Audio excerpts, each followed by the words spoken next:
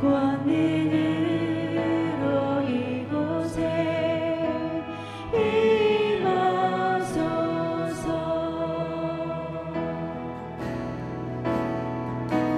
성령님 이곳에 임하소서. 불처럼 바람처럼 임하소서.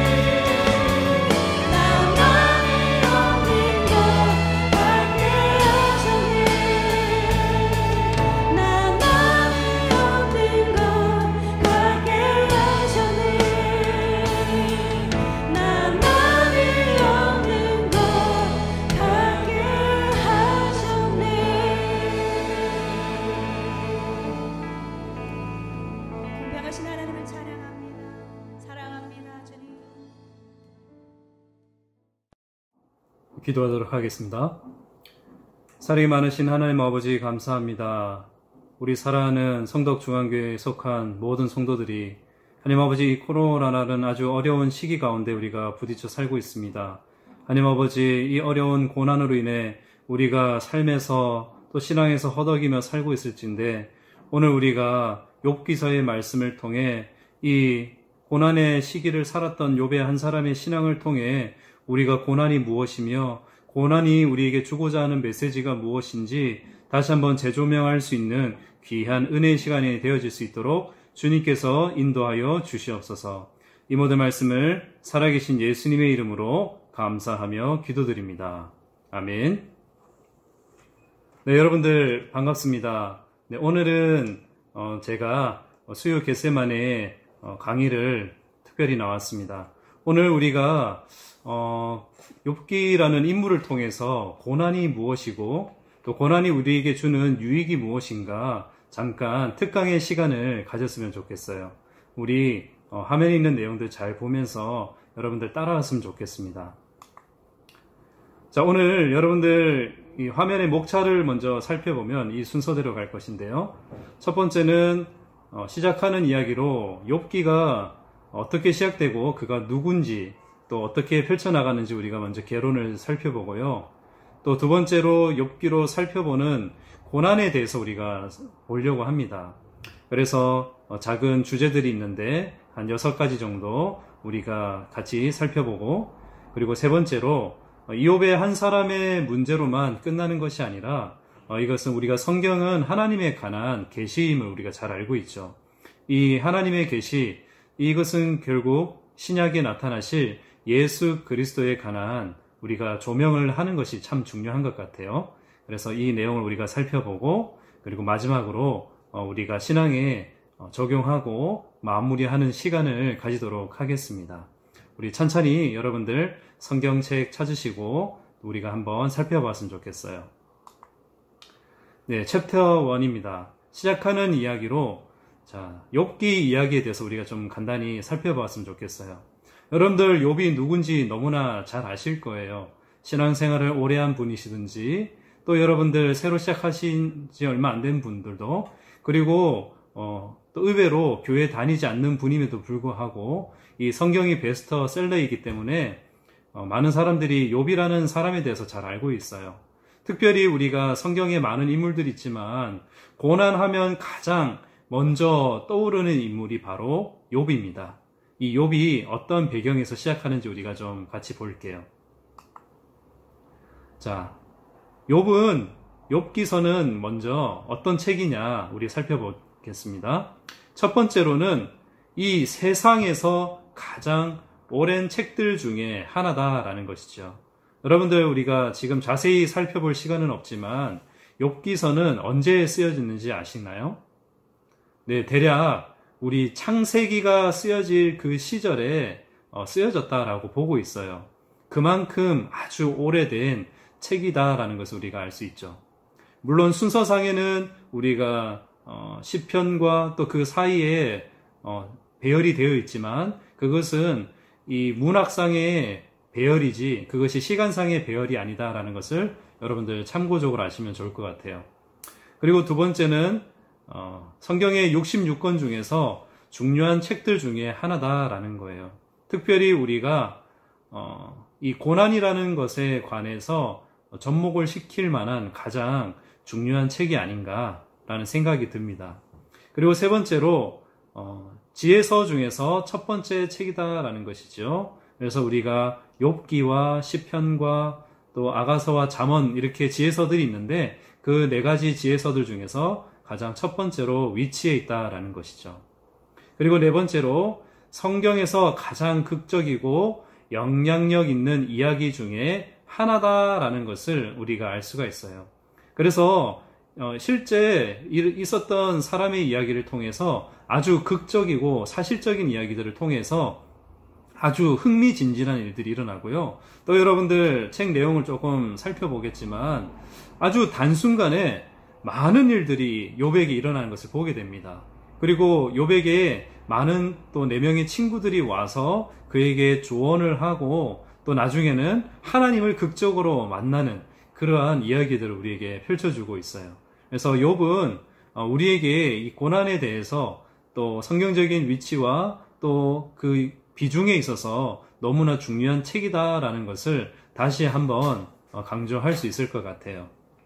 이처럼 욥기서는 하나님께서 이 욥기에 나타나는 이 한 사람을 통해 정말 생생한 그 고난의 현장으로 우리를 초대해서 신앙인이 고난을 어떻게 이기며 살아가야 되는가 우리에게 성경적인 가르침을 주는 목적으로 만들어진 그런 책이에요. 자, 우리 그럼 욥기라는 그 한 사람에 대해서 조금 더 자세히 살펴보도록 할게요.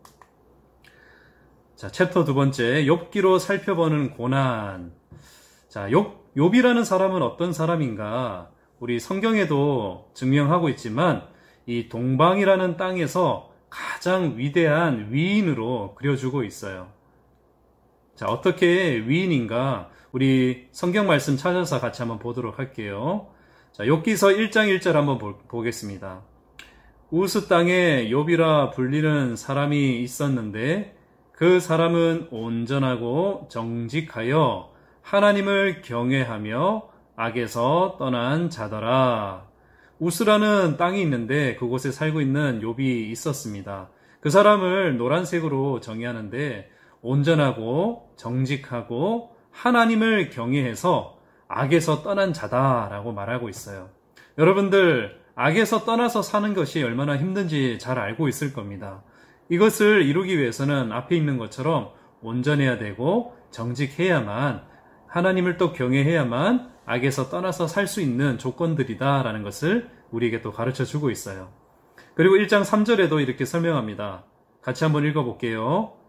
그의 소유물은 양이 7,000마리요, 낙타가 3,000마리요, 소가 500결이요, 암나귀가 500마리이며 종도 많이 있었으니 이 사람은 동방 사람 중에 가장 훌륭한 자라. 아멘. 네, 그의 소유물에 대해서 얘기를 합니다. 소유물이 엄청 많은 것을 보게 되지요. 정말 동물들도 많이 있었을 뿐만 아니라 그에게 많은 종들이 있었다라고 해요. 그리고 나서 이 사람을 동방 중에서 가장 훌륭한 사람이다 라고 정의를 내립니다. 여러분들, 이 3절 말씀만 떼어놓고 보면 우리가 오해의 소지가 있어요. 그가 동방에서 가장 유명하고 중요한 위대한 인물이었다라는 것을 그가 많은 소유를 가졌기 때문이다 라고 우리가 3절만 보면 오해의 소지가 있습니다. 하지만 우리가 1절 그리고 그 뒤에 나타나는 전후 문맥을 살펴보고 그 사람이 동방에서 가장 위대한 사람이다 라고 우리가 생각해야지 그가 소유물이 많고 부자다라고 해서 위대한 사람은 아니다 라는 것이죠. 하지만 이 3절에서 말씀하고자 하는 중요 논점은 그가 많은 재산을 가질 수 있었던 것도 바로 하나님을 경외하고 하나님 앞에 사랑을 받았기 때문에 이러한 물질적인 풍요도 누릴 수 있다라고 말씀하고 있어요. 이 사실을 우리가 믿는다면 오늘날을 살아가는 우리 성덕교회에 속한 모든 성도님들도 정말 우리가 하나님을 경외하고 악에서 떠나게 살면 하나님께서 이러한 물질적인 풍요도 우리에게 허락해 주신다라는 사실을 믿으시길 바랍니다. 그래서 우리가 하나님을 경외하고 살아가는 것이 우리가 이 세상에서 풍요를 누릴 수 있는 가장 중요한 요인이다라는 것을 가르쳐 주고 있어요. 또 다시 우리 더 살펴볼게요. 동방에서 그가 가장 위대한 위인이 될 수 있었던 내용들. 자, 욥은 첫 번째로 모든 면에서 탁월한 사람이었다라는 거예요. 어떻게요? 두 번째에 순전하고 정직했던 사람이죠. 그리고 하나님을 경외했고 악에서 떠난 자였다라고 우리가 1절 말씀에서 살펴보았습니다. 그리고 3절에 보면 네 번째로 동방 사람 중에 가장 큰 사람이다. 그리고 그는 부자였다. 이렇게 우리가 내용을 살펴보면 그가 동방에서 가장 위대한 사람일 수 있었던 것은 악에서 떠나고 온전하고 하나님을 경외했기 때문에 물질적으로 또 영적으로 풍요로운 사람이었다. 큰 사람이었다라고 우리가 알 수가 있어요. 자, 그리고 이처럼 동방에서 가장 위대한 사람이었음에도 불구하고 이제 조금 반전이 있습니다. 욥에게 드리워졌던 단 하나의 그림자가 있었다라는 것이죠. 그것은 바로 그의 사랑하는 자식들이었습니다. 본문 우리 1장 4절과 5절 말씀 한번 보시면 그의 아들들이 자기 생일에 각각 자기의 집에서 잔치를 베풀고 그의 누이 3명도 청하여 함께 먹고 마시더라. 그들이 차례대로 잔치를 끝내면 욥이 그들을 불러다가 성결하게 하되 아침에 일어나서 그들의 명수대로 번제를 드렸으니 이는 욥이 말하기를 혹시 내 아들들이 죄를 범하여 마음으로 하나님을 욕되게 하였을까 함이라. 아멘. 이 말씀처럼 자녀들은 그들의 생일이 되면 명수대로 불러서 항상 축제를 열었고 또 이것을 욥은 항상 허용을 했어요. 그래서 먹고 마시고 쾌락을 추구하는 삶에 이 영적인 아버지로서의 역할을 잘 감당하지 못했던 것 같아요. 그래서 그는 이처럼 자녀들로 인한 염려들이 생기면 하나님께 대한 회개와 또 하나님에 대한 영광을 올려드려야 될진데 오직 희생 제사로만 이것을 감당하고 하나님에 대한 그리고 자녀들의 올바른 훈계를 이어지지 못하는 안타까운 일들이 있었다라는 것을 보게 돼요. 그래서 욥은 놀라운 축복을 하나님으로부터 받았지만 그의 이 마음 속에는 항상 늘 이 자녀들로 인한 두려움을 지니고 있었다라는 사실을 우리가 엿볼 수가 있습니다. 자, 그리고 두 번째로 욥기로 살펴보는 고난에 대해서 한번 우리가 중점적으로 살펴볼게요. 두 번째로는 이 재난이 그에게 갑자기 불어닥치게 됩니다. 욥기 1장 15절 우리 같이 한번 읽어볼까요? 스바 사람이 갑자기 이르러 그것들을 빼앗고 칼로 종들을 죽였나이다. 나만 홀로 피하였으므로 주인께 아뢰러 왔나이다. 스바 사람들 갑자기 일어나서 이 지금 칼로 종들을 죽이고 지금 종 한 사람만 피해서 이것을 보고하게 됩니다. 그리고 연속으로 16절입니다. 그가 아직 말하는 동안에 또 한 사람이 와서 아뢰되 하나님의 불이 하늘에서 떨어져서 양과 종들을 살라 버렸나이다. 나만 홀로 피하였으므로 주인께 아뢰러 왔나이다. 이 첫 번째 왔던 종이 아직까지 말하고 있는 중에 또 다른 종이 찾아와서 위에서 하늘에 하나님의 불이 내려와 양과 종들을 불살라 버렸다라고 보고하고 있어요. 자, 이것으로 끝나는 것이 아니라 17절에 또 그가 말하는 동안에 한 사람이 찾아와서 이제는 스바 사람이 아닌 갈대아 사람이 새 무리를 지어 자기 낙타에게 달려들어 그것을 빼앗으며 칼로 종들을 죽였나이다. 네, 이제는 갈대아 사람들도 일어나서 이 종들을 죽이고 약탈하는 것을 보게 되고요. 이번엔 이 마지막 네 번째 재앙은 아까 욥이 가지고 있었던 한 가지 이 그림자와 바로 부딪히게 됩니다. 18절과 19절입니다. 그가 아직 말하는 동안에 또 한 사람이 와서 아뢰되 주인의 자녀들이 그들의 맏아들의 집에 생략하고요. 거친 들에서 큰 바람이 와서 집 네 모퉁이를 치매 그 청년들 위에 무너짐으로 그들이 죽었나이다. 여기서 말하는 청년들은 욥의 사랑하는 자녀들을 얘기합니다. 그래서 갑자기 큰 광풍이 불어닥쳐서 집을 바치고 있는 네 모퉁이를 치니 그것이 깔려서 이제 자녀들이 모조리 몰살하게 되는 아주 안타까운 이러한 일들을 당하게 되지요. 지금까지 하나님을 경외함으로 받았던 이러한 풍요로움들, 이것을 한순간에 잃어버리게 되는 이 욥의 아주 이해하지 못할 이러한 일들을 당하게 된다라는 것이죠. 이제 우리가 욥기로 인해서 고난을 조금 더 살펴보았으면 좋겠어요. 욥의 이야기가 주는 메시지가 무엇인가요? 하나님을 경외하고 하나님의 앞에서 완전하고 또 선한 사람도 나쁜 일들이 일어날 수 있다라는 사실입니다.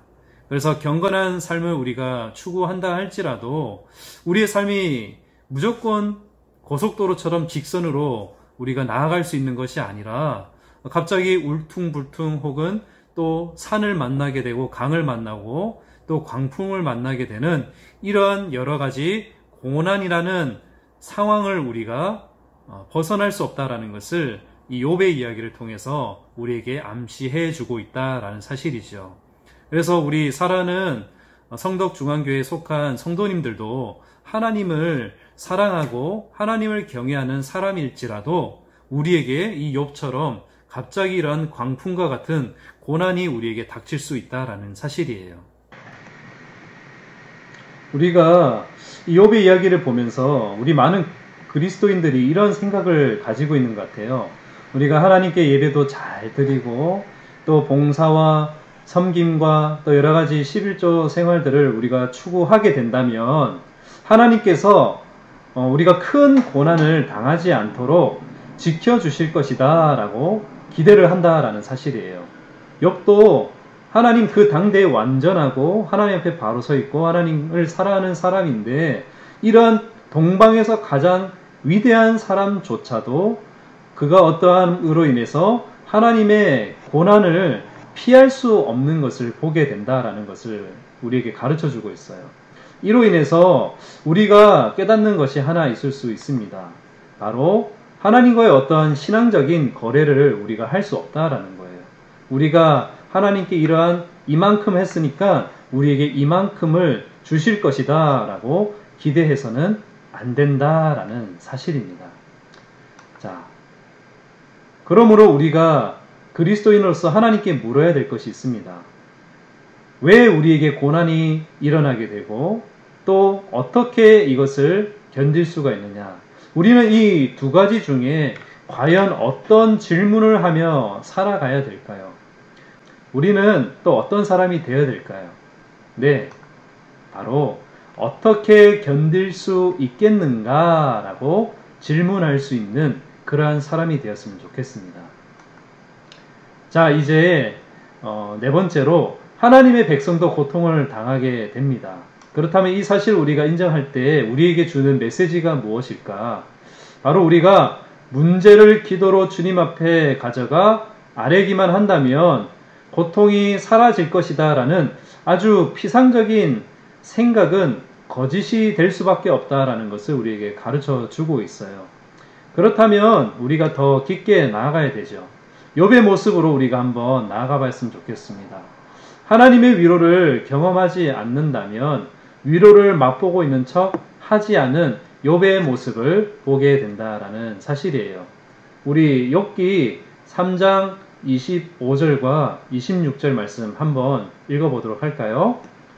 내가 두려워하는 그것이 내게 임하고 내가 무서워하는 그것이 내 몸에 미쳤구나.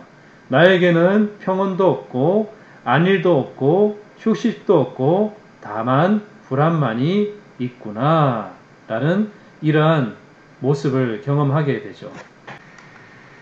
이것이 바로 동방에서 가장 큰 자였던 그가 욥이 경험했던 것이다 라는 사실이죠. 너무나 중요한 거예요.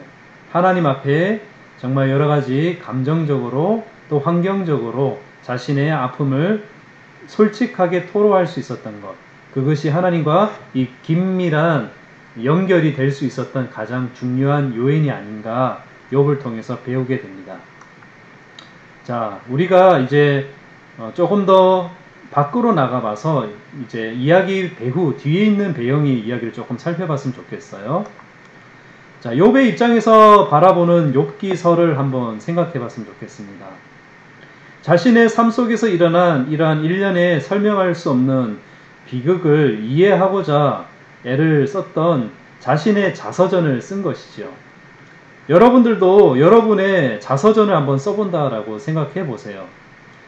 정말 많은 일들이 있지 않았나요? 저도 제 개인적으로 약 40년이라는 인생을 살았지만 여러분들에 비하면 결코 긴 시간은 아닌데 이 짧은 시간 속에서도 정말 많은 일들이 있었던 것 같아요. 아마 저보다 인생의 선배가 되시는 우리 성도님들은 아마 말로 다 할 수 없는 과거와 또 현재를 아마 살아가고 있다라고 생각이 듭니다. 그래서 자서전을 우리가 돌이켜 본다면 참 많은 어려움과 비극들이 있었을 거예요. 그래서 욥은 자신의 일대기를 통해 자신 스스로를 이렇게 살펴볼 수 있는 시간을 가졌을 거예요. 이처럼 우리의 삶에 고난이 임하게 된다면 그 고난이 어떤 원인에서 또 어떤 형태로 오든지 간에 욥은 이것을 바로 하나님의 이름을 높일 수 있는 기회로 가졌다라는 것. 이건 너무나 중요한 사실이다라는 것이죠. 우리들도 욥의 모습을 닮을 수 있다라는 거예요. 여러분들의 인생 한번 돌이켜 보세요. 여러분이 지금 이 자리에 나올 수 있었던 것, 하나님을 지금도 믿을 수 있고 하나님을 예배할 수 있는 그 이유가 어디에 있나요?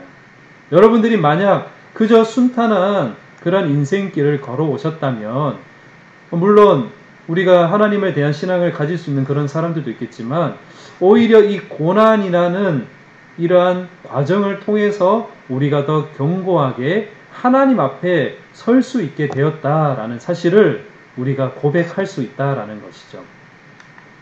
그래서 고난의 목적은 바로 하나님의 이름을 높이는 일에 대한 것이다라는 거예요. 이것이 바로 욥기서의 비밀입니다. 아주 많은 비극적인 일들이 일어나고 또 세 명의 절친들과의 대화 속을 보면 서로 비방하고 서로 그냥 공격하는 말들이 난무하는 것을 보게 됩니다.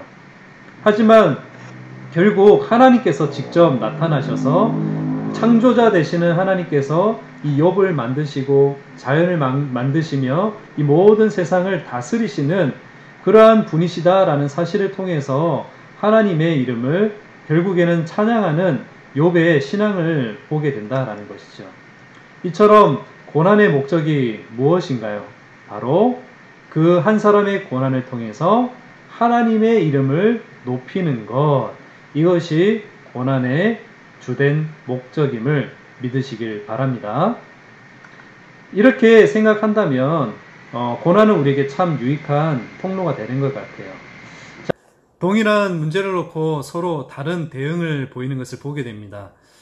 재미있으면서도 굉장히 안타까운 장면이긴 한데요. 가장 가까이 지냈던 아내가 이 욥과 대응하는 것을 보게 되어요. 욥기서 2장 9절에 보면 이렇게 말씀합니다. 여러분들 성경 한번 볼까요? 그의 아내가 그에게 이르되 당신이 그래도 자기의 온전함을 굳게 지키느냐? 하나님을 욕하고 죽으라 라고 말하는 것을 보게 됩니다. 이 고난의 상황 가운데서도 당신이 온전함을 지키려고 노력하느냐? 차라리 하나님을 욕하고 죽어버리라 라고 비난하는 것이죠.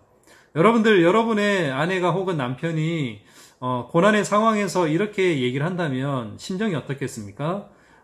마음이 무너지게 되는 것이죠. 이러한 욥의 아내의 신앙 고백을 통해서 그녀가 어떻게 하나님을 믿었는가 알 수가 있어요. 바로 하나님이 제공해 주시는 어떤 물질적인 것 때문에 하나님을 사랑했다라고 우리가 결론을 내릴 수가 있어요. 혹시 우리 가운데 이런 신앙을 가지신 분은 없을 거라 믿어요.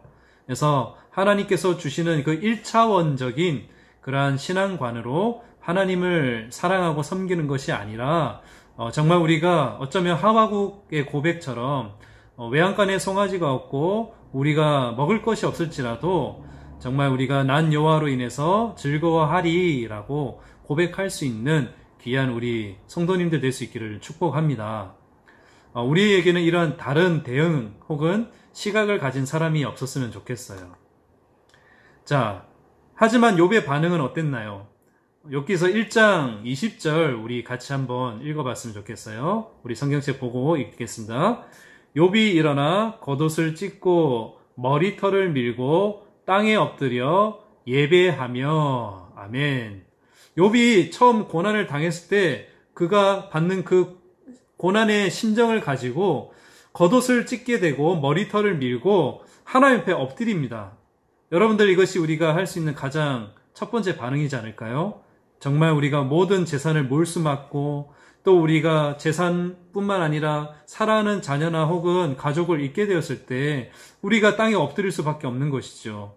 아무것도 할 수 없는 상황 가운데 욥은 마지막에 땅에 엎드려 무엇을 했다라고 말합니까? 예배하며 아멘. 이것이 욥의 차이점이에요. 욥은 이러한 비극의 상황에서도 하나님을 저주하기보다 하나님께 예배로 나아갔다라는 거예요. 여러분들, 이 고난 상황에서 하나님을 예배하기란 참 어렵다라는 것을 여러분들 공감하고 있지 않나요? 이 때문에 하나님을 경배했기 때문에 하나님을 사랑했다라는 것이죠. 욥의 하나님에 대한 사랑은 하나님 그 자체에 있었다라는 거예요. 어떠한 물질적인 제공 때문도 아니고 어떠한 풍요의 환경 때문도 아니고 그가 오직 하나님으로 인해서 기뻐하며 하나님께 예배를 했다라는 사실을 우리에게 가르쳐 주고 있어요. 이 사실만 보면 욥의 신앙이 얼마나 그 수준이 높은 사람인지 우리가 깨달을 수 있다라는 거예요. 우리 모든 성도님들도 정말 어떤 제공 때문이 아니라 하나님 때문에 하나님을 사랑할 수 있기를 간절히 축복합니다. 아멘. 이것이 주는 메시지는 간단합니다. 우리가 아무런 대가를 바라지 않고 하나님을 사랑하는 것은 어떤 목적을 획득하기 위한 수단이 아니라 그저 하나님 때문에 하나님을 사랑할 수 있다라는 사실이에요. 우리가 고난으로 인해서 정말 하나님께 집중할 수 있는 시간이 되었으면 좋겠습니다. 그래서 우리가 여러 고난이 생길 때 하나님께서 나에게 주시고자 하는 메시지가 무엇인가? 내가 이 세상 풍요로운 세상을 살면서 하나님을 잊어버리고 살았구나. 내가 정말 하나님 때문에 살아가야 되는데 하나님이 없이 살아갔던 나의 교만함과 나의 안일함을 하나님께서 깨우쳐 주신다라는 그러한 기회로 삼으셨다라는 것을 우리가 알았으면 좋겠어요. 하나님의 심정은 너무나 단순해요. 사랑하는 나의 이스라엘아, 나의 사랑하는 자녀들아, 제발 날 좀 바라봐줘. 나는 너희들을 향해서 시선을 향하고 너희들에게만 관심을 가지고 있는데 왜 너희는 나를 바라보지 않니? 라고 말씀하고 있는 하나님의 심정의 목소리가 들리지 않습니까? 우리가 이것을 좀 깨달아서 하나님 앞에 나갔으면 좋겠어요. 우리 욥기서를 통해서 그리스도에 관해서 조명을 해보지 않을 수가 없어요. 우리 모든 성경은 바로 예수 그리스도로 통하게 된다라는 사실을 여러분들 알고 계실 겁니다. 욥기서도 마찬가지예요. 우리 욥에 당한 고난을 다시 한번 떠올려 볼까요? 욥이 당한 고난 첫 번째가 뭐였나요? 스바 사람들 그리고 갈대아 사람들 외부의 침략으로 인해서 모든 전 재산들을 빼앗기고 말고 또 사랑하는 자녀들도 큰 광풍을 만나서 한꺼번에 잃어버리게 되죠. 그리고 자신의 건강마저도 아프게 되고 사랑하는 아내마저도 하나님을 욕하고 저주하고 죽으라 라고 비난하는 모습을 보게 됩니다. 모든 것을 잃어버린 것이죠. 자, 이처럼 욥이 당한 한 사람의 개인의 고난이 엄청날진데 이에 비해서 예수님의 고난은 이 욥의 고난과도 비교할 수 없는 아주 질적으로 높은 수준의 고난이었다라는 사실을 우리는 알 수 있어요. 예수님이 누구십니까? 예수님이 바로 하나님이셨죠. 하나님의 독생자 되시는 예수님께서 죄가 없으시고 무흠하신 하나님께서 우리의 죄를 속량해 주시기 위해서 인간의 연약한 몸을 입으시고 이 땅 가운데 찾아오셔서 십자가라는 아주 저주스럽고 무거운 형량을 스스로 감당하시고 돌아가신 사실을 우리는 알고 있어요. 이처럼 형언할 수 없는 아주 극심한 고난 가운데서도 예수님께서 최후에 남기신 말들도 처음부터 마지막까지도 하나님을 위한 경배로 시작되고 마무리된다라는 사실을 우리는 배울 수가 있어요. 이처럼 예수님의 고난의 정점을 찍으심으로 인해서 우리 인간이 당할 모든 이 세상의 고난을 덮으시고 깨끗이 회복시켜 줄 수 있는 그 가능의 여지를 놓으셨다라는 것을 우리가 믿어야 된다라는 사실이죠. 자, 지금까지 우리가 욥기서를 통해서 배웠던 내용들을 마무리하며 정리했으면 좋겠습니다. 우리가 이 욥기에 당한 고난을 통해서 하나님께서 이 고난을 어떻게 사용하시는지 그 방법에 대해서 우리가 이해할 수 있어요. 하나님께서 고난에 대해서 그 이유를 우리에게 일일이 설명해 주지는 않습니다. 하지만 고난을 견딜 수 있는 그 방법은 말씀해 주고 계시다라는 사실이죠. 그 방법이 무엇이었나요? 바로 예수 그리스도의 이름에 있다라는 사실이에요. 예수 그리스도의 그 이름 안에 우리의 죄의 문제와 고난의 문제, 모든 염려와 근심, 걱정거리들을 다 불사르고 또 깨끗하게 해결해 줄 수 있는 그 능력이 있다라는 사실을 믿으시길 바랍니다. 그리고 우리가 그 모든 어려움과 갈등들을 이겨내고 우리가 하나님께 영광을 올려드리는데 그 고난의 목적이 있다라는 거예요. 하나님께서는 이 고난을 통해서 그의 살아가는 이스라엘 백성들, 또 오늘날을 살아가는 우리 현대 그리스도인들이 하나님을 바라보고 하나님께 집중하기를 원하고 계세요. 그리고 하나님께서는 우리가 하나님을 사랑하되 꾸준하게 하나님을 사랑하기를 원하십니다. 필요할 때만 찾는 사람이 아니라 우리가 정말 기쁜 일에 있든지 또 고난 가운데 있을지라도 한결같이 하나님을 사랑할 수 있는 사람이 되어야 돼요. 그렇게 할 때에 하나님의 이름에 영광이 드려지게 되고요. 그뿐만 아니라 하나님의 영광이 나타나게 되면 우리 어두운 곳에 밝은 빛이 비추게 되면 그 어둠에 사탄이 거짓말쟁이라는 것이 드러나게 됩니다. 빛이 발하게 되면 어둠이 드러나게 돼요. 그리고 우리 주변에 중상모략하는 자가 있다라는 사실을 알게 된다라는 사실이에요. 욥을 괴롭혔던 것이 주체가 바로 사탄이지 않았나요? 물론 호기심으로 인해서 이 욥이라는 사람을 시험했지만 어쩌면 오늘날을 살아가는 욥과 같은 우리 모든 신앙인들에게도 하나님과 이러한 경쟁이나 혹은 내기를 하고 있지 않을까라는 상상도 해봅니다. 그래서 빛이 드러나면 어둠도 드러나게 돼요.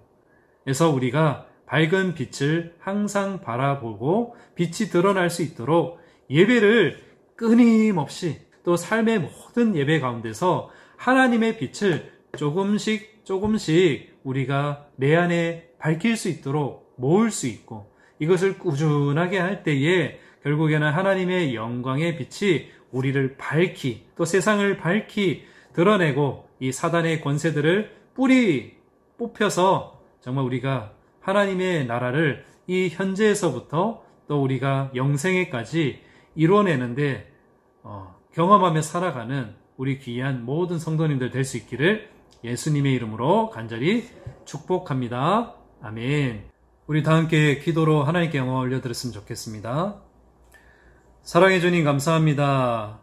오늘 특강의 시간을 가져서 이 욥기에 드러나는 욥 한 사람의 신앙을 우리가 자세하게 한번 들어봤습니다. 우리가 욥이라는 사람을 너무나 잘 알고 있음에도 불구하고 또 우리가 자세히 알지 못했던 부분도 있음을 솔직하게 고백합니다. 욥이 하나님 앞에 고난을 당했을 때에 그가 가졌던 모든 고난의 상황을 하나님 앞에 솔직하게 토로하는 모습을 보고 또 하나님 아버지 예배할 수 없는 중에도 땅에 엎드려 하나님께 절하며 예배했던 것처럼 우리도 하나님 아버지 현재 어려운 고난을 살아가는 욥과 같은 존재들일진데 우리도 욥처럼 우리가 하나님 앞에 솔직하게 고난의 상황으로 하나님 앞에 나와 기도하며 또 우리가 토라하는 심정으로 기도할 수 있는 귀한 사람들이 되기를 간절히 소망합니다. 하나님과 솔직하고 긴밀한 대화를 통해서 우리가 이 세상 살아갈 때에 물질적인 풍요뿐만 아니라 영적인 풍요로움도 우리가 누리며 살아갈 수 있는 것처럼 하나님 아버지 우리가 이 욥의 신앙을 닮아 이 세상뿐만 아니라 신앙 생활에서도 하나님의 풍요를 경험하고 또 우리가 고백하며 살아가는 귀한 사람들이 되기를 간절히 소망합니다. 특별히 하나님께서 사용하시는 이 고난이라는 수단을 통해서 하나님께서 원하시는 그 마음은 바로 하나님에 대한 영광과 하나님에 대한 지속적인 관심과 예배에 있다라는 사실을 우리가 살펴보았습니다. 하나님 아버지 이 코로나라는 어려운 상황을 통해서 하나님을 바라보게 하시고 하나님을 생각하게 하셔서 감사합니다. 물론 어려운 상황이지만 이 상황을 통해서 하나님께서 이 세상을 만드시고 또 다스리시는 분임을 다시 한번 우리가 기억하며 우리의 죄를 고백하고 우리가 하나님 아버지 우리의 고난을 하나님을 아버지께 올려드리며 예수 그리스도로 인해서 치유받고 또 우리가 영생을 향해 달려나갈 수 있는 귀한 우리 성덕중앙교회에 속한 모든 성도님들 될 수 있도록 주님께서 지혜 주시고 주님께서 능력을 더하여 주시옵소서. 고난 자체에 집중하기보다 하나님께 집중하여 우리가 달려갈 길을 달려가 하나님의 마음을 시원케 하는 귀한 주님의 제자들 될 수 있도록 주님께서 은혜를 더하여 주시옵소서. 예수님의 이름으로 감사하며 기도드립니다. 아멘.